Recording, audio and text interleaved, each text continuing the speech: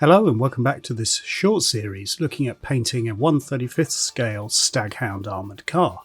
In the last video we saw it being painted using enamels with an Aztec airbrush. It received a coat of Johnson's clear acrylic floor polish to seal it in, and now we're ready for the next stages, again using enamels.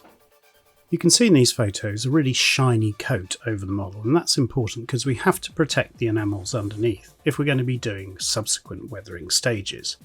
There's one thing we still need to do though, and that's apply the markings for this model. I used the decals or decals in the kit and picked a Canadian Staghound from the 12th Manitoba Dragoons. This is a vehicle that's been photographed quite extensively, and though I won't be building it exactly as in the photos, it means that this is based on a real vehicle. You should know how to apply decals or decals. I've done a video on it if you're interested, but it's very simple and a fundamental skill for model makers. I followed the instructions and picked the appropriate markings and cut them off the decal carrier sheet. I made sure to cut as close to the edges as possible, as this will reduce decal carrier film. You soak them in water, and when they've loosened from the backing sheet, you simply slide them on, hence the name water slide decals. The markings in the Bronco kit were really good quality and extremely easy to apply. They came away quickly, slid on well, and had good opacity or colour depth. Here you can see those distinctive markings from the Canadian Staghounds. These also married up with some photos in a book that I was using as a reference. I'll put the details in the description. The one photo of this vehicle showed it with a camouflage netting around the turret. I won't be doing that in the finished kit, but otherwise I'm trying to replicate the same vehicle. The markings went on front and back, and a decal setting solution like Micro Set makes it nice and easy. You apply Micro Set first, then you can push down with something like a cotton bud or Q-tip to get rid of any air, and then it's a two-part system. You apply Micro Sol second, and that softens and gets the decal to conform to the model.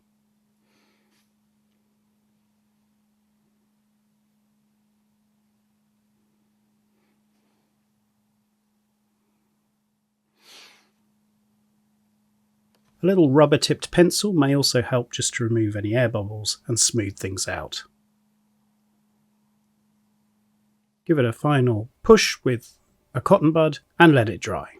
As you can see, the Micro Set and Micro Sol system gives a really good finish. It beds down the transfers really well, and the model is now ready for the most fun part, at least in my opinion, the weathering. Let's move over to desk commentary now and see how I proceeded.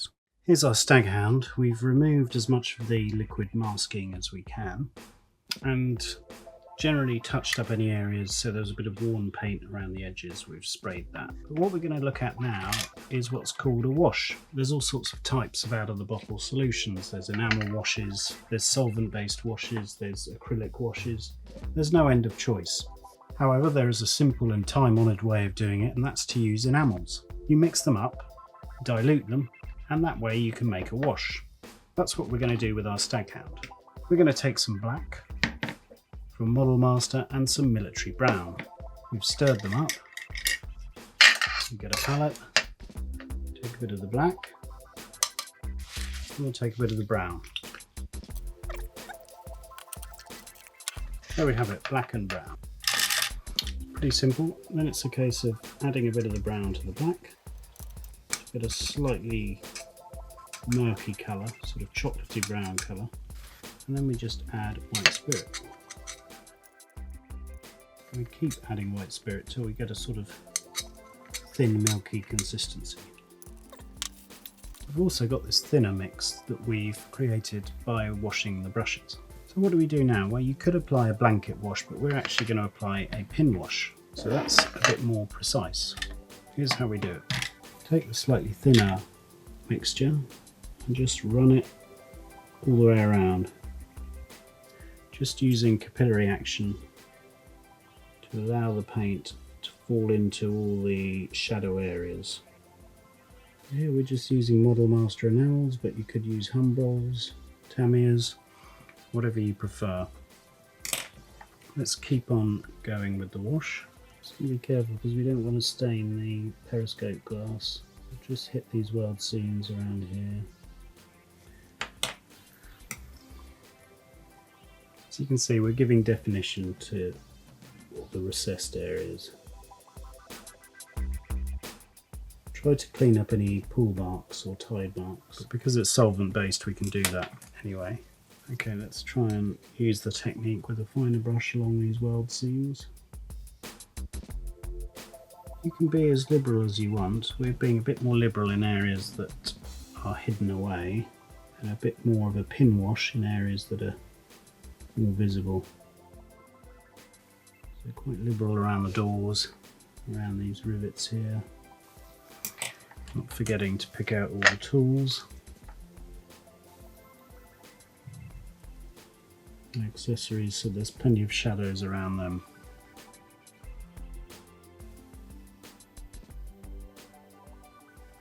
And the structural detail of the gun shield. Up here, similar story.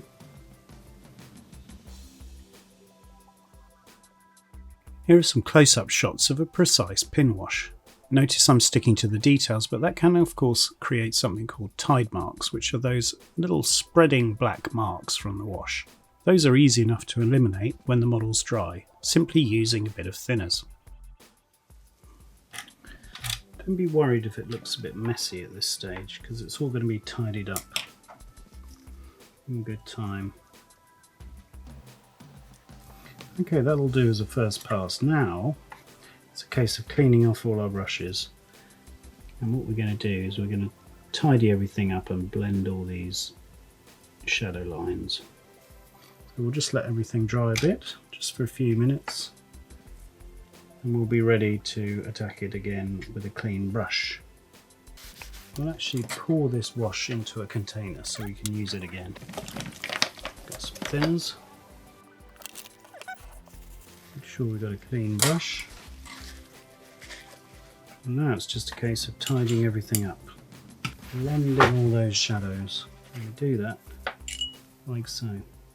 You can use a round brush like this, but sometimes a flat brush works best.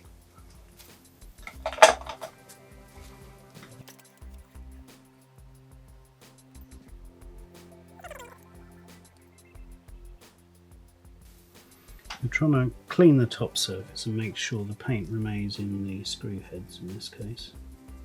It's all about trying to get the paint to remain in the recesses.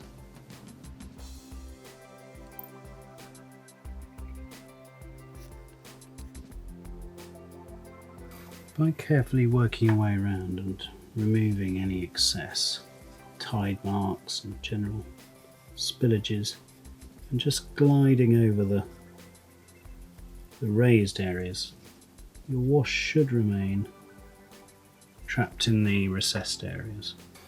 That's much better. Let's do the same for the lower areas.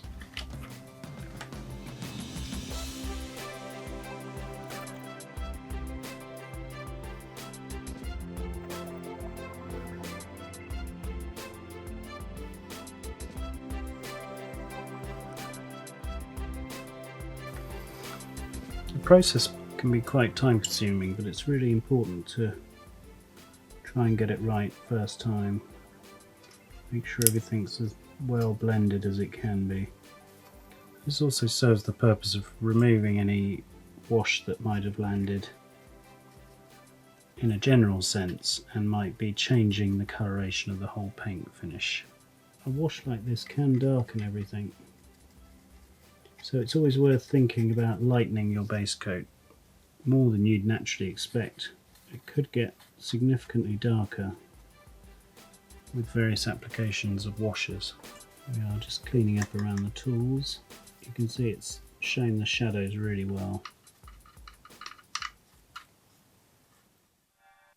Now there are of course multiple ranges of enamel paints, including Humbrol and here Tamiya. The principles are exactly the same, and one of the advantages of these products as the basis for a wash is that fine pigmentation, that extremely fine paint grain that we talked about in the first episode. Here, just to give you an example, I mixed up another dark wash using two shades that are comparable from the Tamiya range. Now these Tamiya enamels are brilliant, I really like them. However, I found out from the hobby company that distributes Tamiya products that they are illegal in the UK. Yes, so I'll probably expect a visit from the police, but For whatever reason, their chemical formulation means that they're not available on these shores. However, you can buy these on eBay, and that's exactly what I did. And I'm slowly but surely building up a steady collection of these paints because they are really, really good. You can see I use the brown to paint details around the model as well, and you'll see in the next stages during this video that I use enamels for my detail painting. Here, that blendability and the ability to reactivate the enamel using thinners is what I think's most useful. You can see when I'm painting the exhaust that I can get subtle graduations between the rust colour and the olive drab. This makes it look like heat has caused the paint to burn off and there's rust already underneath. Now in reality the whole exhaust would probably be rusted due to heat in no time at all, but it's a good example of how blendable paints like enamels are, and for exactly how long you can blend them after application. Moving on with detail painting then, I used a bit more of the rusty brown from Tamiya to paint things like the tow cable and little details around the front of the model. Here again, what I'm trying to get is the sense of rust peeking through. Maybe the Staghound was sprayed all over in olive drab when it left the factory, including tools and accessories. It's relatively new to the front and rust is starting to creep in. Here you can see I've dived into the Humbrol enamels and I've picked a nice wood colour to start painting all the tools. Now bearing in mind what I said earlier, mostly Allied vehicles had all their tools painted in olive drab when they left the factory. But it's conceivable that wood would start to show through with wear, and that's what I'm depicting here. So I wanted to show the residue of an olive drab top coat and the wood shining through.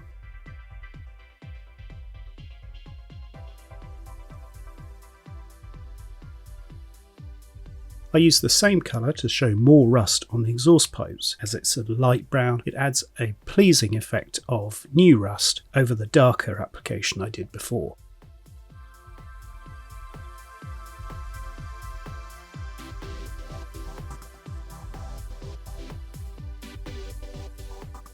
And here we can see just how blendable those enamels are.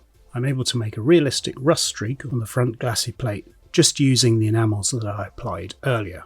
For the final bits of wear and tear on the tools, I used a sand colour from Humbrol, and there again it showed chipped and damaged wood underneath the original olive drab factory finish. Let's just time-lapse through this and show how I got on.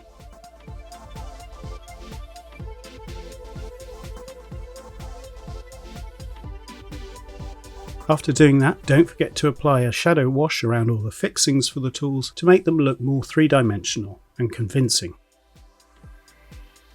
Use a fine brush to pick out all the details of the fixing and try and get your shadow wash to land just there.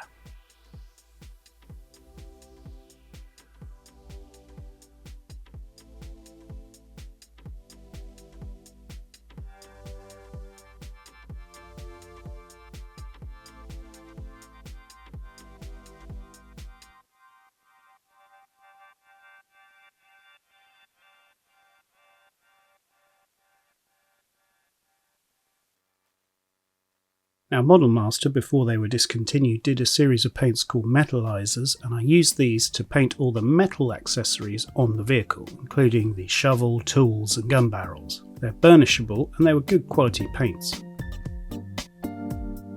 I was able to whiz around the model and just pick out all the details, here the pickaxe and things like the gun barrel. With that done, it was time to think about the mud and dirt that would be prevalent on a vehicle in northwest Europe in 1944. For this I used Mud in a Pot from Reality and Scale. I'm not entirely sure, I'll be honest, whether this is water-based or solvent-based. I really can't remember. However, it was a good product that I got through Hysterex agents. You could lather it on all over the model and it was really realistic. There are at least 4 different variants available in terms of mud colours, and using both created a lovely interplay between wet mud and drier mud. Here you can see the effect on the vehicle. I used a lot of these products on the wheels themselves, and by drawing them down with a flat wide brush, it got a really realistic, road-going but dirty vehicle. Here you can see how that wide flat brush created lovely streaks emanating from the hub.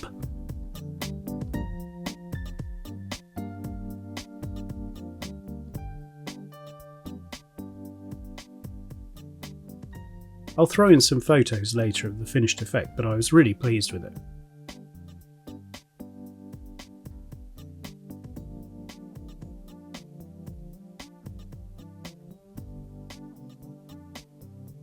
Here are some photos then of the model after its shadow wash. You can see how all the detail is defined, and you could go to town here doing chipping or further coats to create a highlight effect all over the model.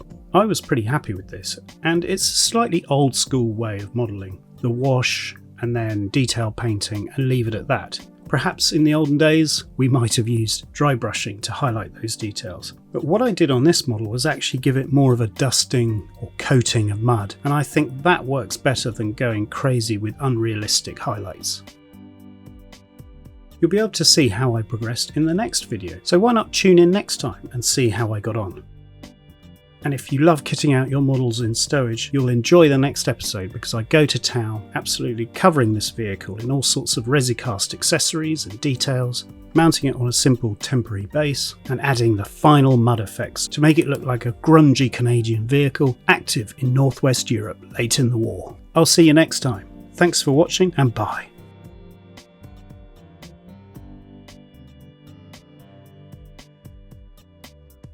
Subscribe for our latest videos.